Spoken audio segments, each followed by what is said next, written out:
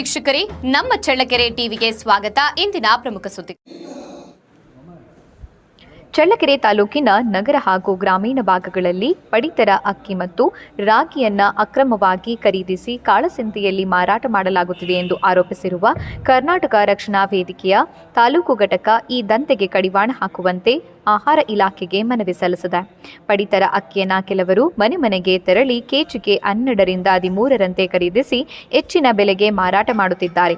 ಬೆಳಗಿನ ಜಾವ ಹಾಗೂ ರಾತ್ರಿ ವೇಳೆ ಅಕ್ಕಿಯನ್ನ ಖರೀದಿಸಿ ಆಟೋಗಳ ಮೂಲಕ ಸಾಗಿಸಲಾಗುತ್ತಿದೆ ಎಂದು ಸಂಘಟನೆ ಆರೋಪಿಸಿದೆ.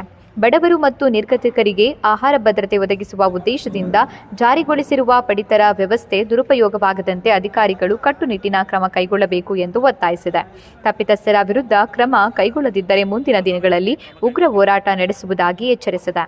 ತಾಲೂಕು ಅಧ್ಯಕ್ಷ ಪಿ ಮಂಜುನಾಥ್, ಗೌರವಾಧ್ಯಕ್ಷ ಭೋಜರಾಜ, ಪ್ರಧಾನ ಕಾರ್ಯದರ್ಶಿ ಗಿರೀಶ್, ಯುವ ಘಟಕದ ಅಧ್ಯಕ್ಷ ಮೋದಿನ್, ಪ್ರಭಾಸ್, ಶೇಖರಪ್ಪ, ಪಾಪಣ್ಣ, ಶಿವು, ಬೋರಣ್ಣ ಸೇರಿದಂತೆ ಸಂಘಟನೆಯ ಪದಾಧಿಕಾರಿಗಳು ಹಾಜರಿದ್ದರು. ಗ್ರಾಮೀಣ ಭಾಗಗಳಲ್ಲಿ ಇಲ್ಲದೆ ಅಕ್ಕಿ ದಂಧೆ, ಪಡಿತರ ರಾಗಿ ಬಹಳ ಜೋರಾಗಿ ನಡೀತಿದೆ. ಆಯಾ ನಗರಗಳಿಗೆ ದಂಧೆಗಾರರು ಭೇಟಿ ಕೊಟ್ಟು 12ರಿಂದ 15 ಖರೀದಿ ಮಾಡಿ ಬೇರೆ ಕಡೆಗೆ 30 ರೂಗಳನ್ನು ಮಾರಾಟ ಮಾಡ್ತಿದ್ದಾರೆ. ಅವರು ಜೇಬು ತುಂಬ ಕೆಲಸ ಆಗಿದೆ.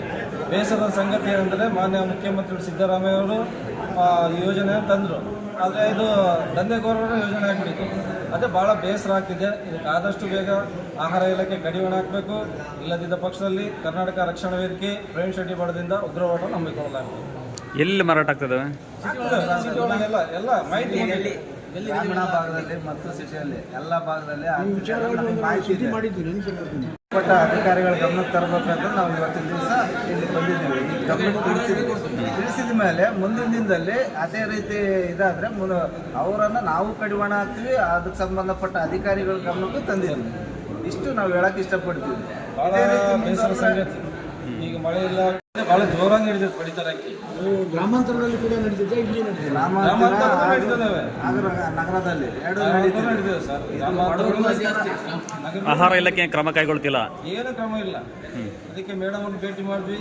ಸರ್, ಆದಷ್ಟು ನೀವು ಕಾರ್ಯಕ್ರಮ ಮಾಡಿ ನಾವು FIR ಮಾಡ್ತೀವಿ. ಆಯ್ತು ಮೇಡಮ್ ಅಂತ ಹೇಳಿದ್ವಿ. ಈಗ ನಾವು ಪ್ರಸ್ತಾವ ಮಾಡಲೇಬೇಕಾಗುತ್ತೆ.